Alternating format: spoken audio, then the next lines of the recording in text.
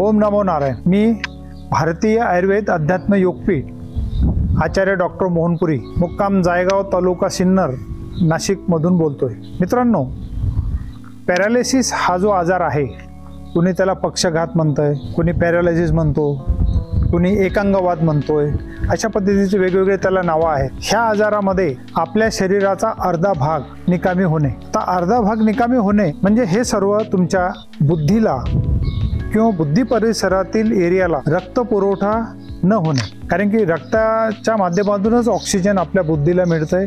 तर ह्यामध्ये काय होतं की आपल्याला पक्षघात होण्याच्या आधी 15 दिवस 20 दिवस आधी तुम्हाला जेवण करत असताना जसं जेवणाचा घास तुम्ही समजा आता तोंडाजवळ नेला तर तो तोंडामध्ये जातो, साईडलाच जातो, असं असेल तर, किंवा अचानक तुमचं जोरात डोकं दुखत असेल, किंवा अर्धशिशी तुम्हाला नेहमी होत असेल, किंवा तुम्हाला चक्कर भोवळ येत असेल, तर निश्चित तुम्ही त्वरित डॉक्टरांशी संपर्क साधावा।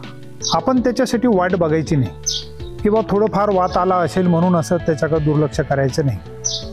ह्या अर्धांगवायूमध्ये होतं काय मित्रांनो, की आपल्याला हे सिम्पटम जाणवतात सुरुवातीला, आणि या अर्धांगावर जर त्वरित आपण इलाज केला तर त्याचा इलाज होतो।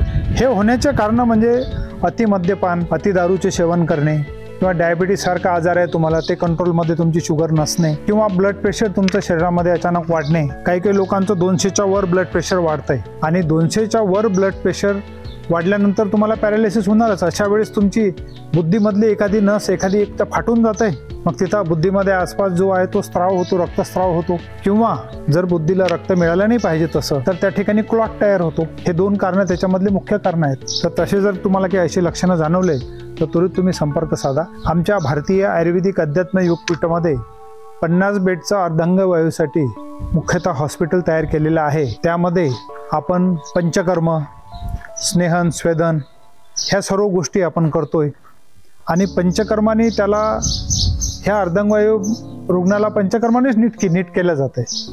त्याला औषधं तर आयुर्वेदिक द्यावंच लागतात, शिरोधारा, नस्य अशा पद्धतीचे प्रयोग केले जातात। आणि अर्धांगवायू नीट होत नाही झाला, आता हा अवयव निकामी झाला, ह्याकडे तुम्ही जे आहे असं विचार करायचा नाही। तो अर्धांगवायू अजूनही नीट होतोय, कारण की त्या पार्टला जर ऑक्सिजन व्यवस्थित पुरवला गेला, जी काही प्रॉब्लेम आहे ते नाडी परीक्षेवरून लक्षात येतं। ह्यामध्ये आपल्या शरीरामध्ये शिरा, कंडरा आणि स्नायू ह्या दूषित होतात, ते कार्य व्यवस्थिशीर करत नाहीत, आणि ते कार्य व्यवस्थिशीर न केल्यामुळं मग आपल्याला अर्धांगवायूचा झटका येतो।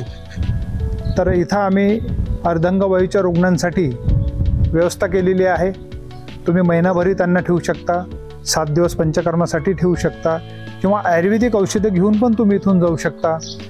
आणि आमची जी औषधं आहेत ही आयुर्वेदिक संशोधन केलेली औषधं आहेत, तर त्याचा तुम्ही लाभ घ्यावा। आणि ह्या आमच्या पक्षघात केंद्रासाठी तुम्ही त्वरित संपर्क साधायचा आहे। माझे खाली फोन नंबर दिलेले आहेत, वय कितीही असो, आणि मी जी लक्षणं सांगितली त्या लक्षणांवर लक्ष द्या। तशी लक्षणं आढळल्यास त्वरित डॉक्टरांचा सल्ला घ्या। आणि आमच्या या सेंटरमध्ये, भारतीय आयुर्वेदिक अध्यात्म योगपीठामध्ये ह्या रुग्णांना तुम्ही 2 महिने 3 महिने पण ठेवू शकता। त्यासाठी पण नो लॉस नो बेनिफिट तत्वावर आम्ही रुग्णांसाठी व्यवस्था केलेली आहे। तर तुम्ही त्यांना इथं घेऊन येऊ शकता आणि आयुर्वेदिक औषधाचा त्यावर उपयोग करा। ओम नमो नारायण।